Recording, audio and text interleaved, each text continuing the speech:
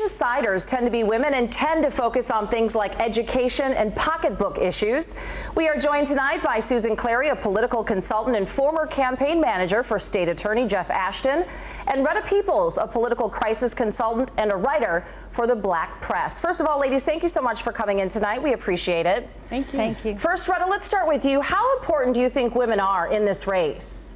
Very important. I think, especially coming down to the wire, this is really going to be interesting, and I think women are going to be the swing vote. Single women and Hispanics are the rising American electorate, so. Yeah, Retta, Crist is up considerably in the polls among women right now, 49 to 35%. Why do you think that is? You know, I think the polls are very interesting. I don't necessarily think on election day that the polls are going to look exactly like what the votes are going to look like. I think it's going to be a surprise. I think women are going to go to the polls, and I do think a lot of women are going to lean right. I really do. I think they're going to look at what Rick Scott has done with education, with some of the things that's happening with tuition, college tuition.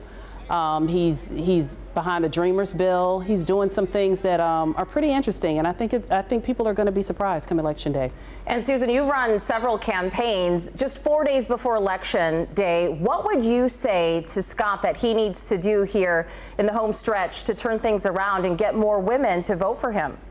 So I think they need to stop with the negative advertising. I think it works for some people, but I think the people who still have yet to vote are looking for what is positive about each candidate to sort of tip them over the fence. So that's what I would suggest. All right, Susan Clary, Retta Peoples, ladies, thank you so much for coming in. We appreciate it. Thanks for having us.